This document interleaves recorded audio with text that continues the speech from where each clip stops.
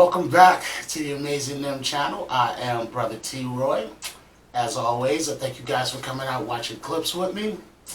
And today we're going to get into an old comedy routine that George Carlin did on the Tony Orlando and Dawn show back in the 70s. I think he used to be like a regular at the end of the show, and this is one of the bits from the show. It's called Words.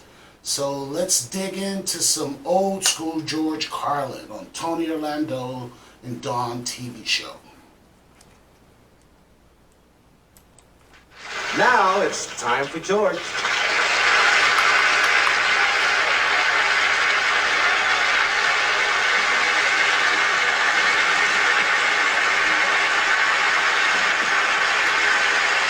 How are you doing? Thank you.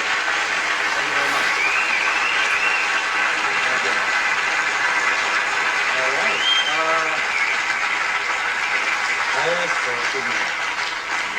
Just wanted to share a few words with you that amuse me, and combinations of words like hot water heater. Huh?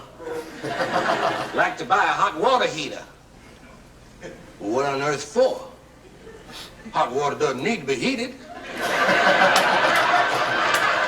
You must want a cold water heater. Or a hot water cooler. Occasional irregularity. What other kind can there be? If it were frequent, it would be regularity. We got things like jumbo shrimp. I stare at that a long time on the menu. Jumbo shrimp. Well, what is it? Is it a large shrimp or is it a little jumbo? Those words don't even go together. It's like military intelligence. How did they ever get those two?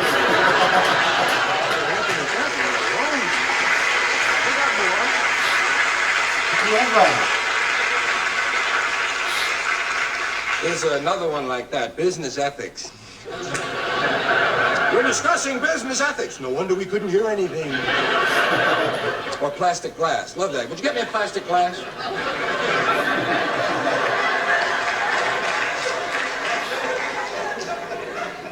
Flammable, inflammable, and non-inflammable. Why are there three words for that? Doesn't it seem to you as though two words ought to be able to handle that concept? I mean, either the thing flams or it doesn't flam. Flammable is what it says on the side of the truck. As if you're going to get out of your car at 60 miles an hour and smoke on his truck. Oh, I didn't see the sign. Flammable is on the truck for only one reason, just in case you should be spinning out of control at 70 miles an hour. You'll know what's about to happen. Gives you a chance to prepare. Put out the cigarettes, hey! I'll bet you've had words you'd like to change or things you'd like to add to the language, things that could be easier. Arthritis should be arthrongus. I think we should have cheese fondant for people who don't like cheese fondue. Migraine should be your grain.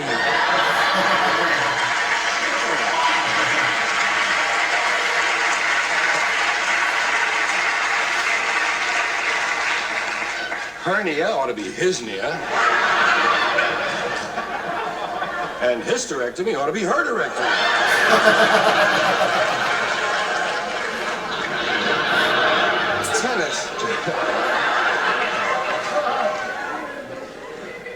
Tennis is a word I would change. Tennis seems a dumb name for that game. I mean, it would be a fine name if 10 people played. Sure, but what is it? It's tuus. That's it. Occasionally a little mixed force. Now, basketball, that's tennis.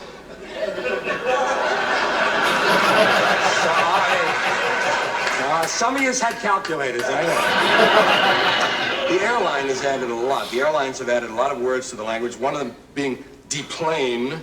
I've never deboated, I've never debussed. By God, deplane.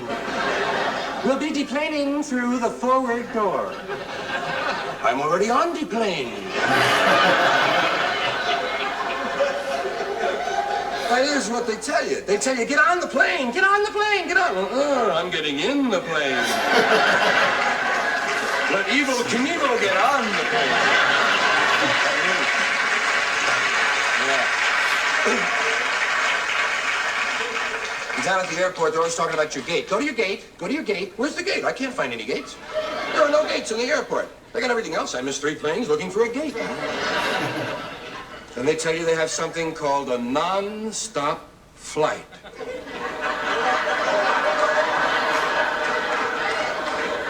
What?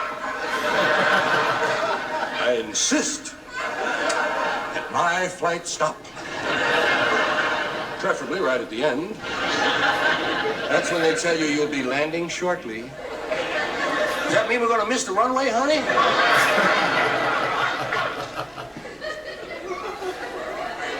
They tell you not to get up from your seat until they come to a complete stop, not a partial stop. Because when they partially stop is when you partially get up, right? Just my coat, that's all. And they have the nerve at the airlines to tell us that one of those planes almost hits another one. They call it a near miss. That was a near hit, man. I saw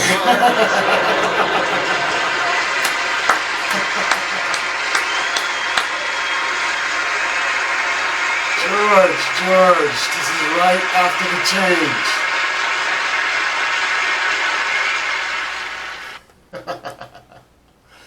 So that's, to me, it seems like right after George, maybe a couple of years after George took off the suits and started, you know, getting into the whole 70s vibe of what was going on back then.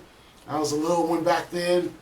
But a lot of these jokes, too, also seem like he's done them before and other stuff, but he kind of like polished them up a little better. So these was probably the years that he was like working to construct some of these jokes and some of that, because I've heard of a few of these on the special disc that I got, and it's pretty good, especially for the 70s. I think Tony Orlando's show was out. That show was probably out in like maybe 74 or 76, somewhere around there.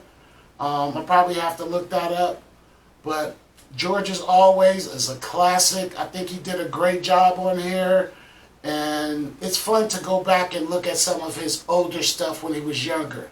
That's always a good thing to do with George. And you can see like the growth that he's made over time crafting his comedy.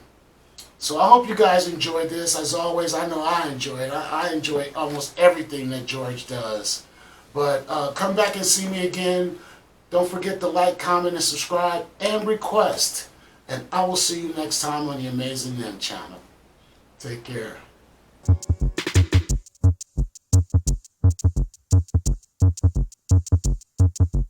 You were put here to protect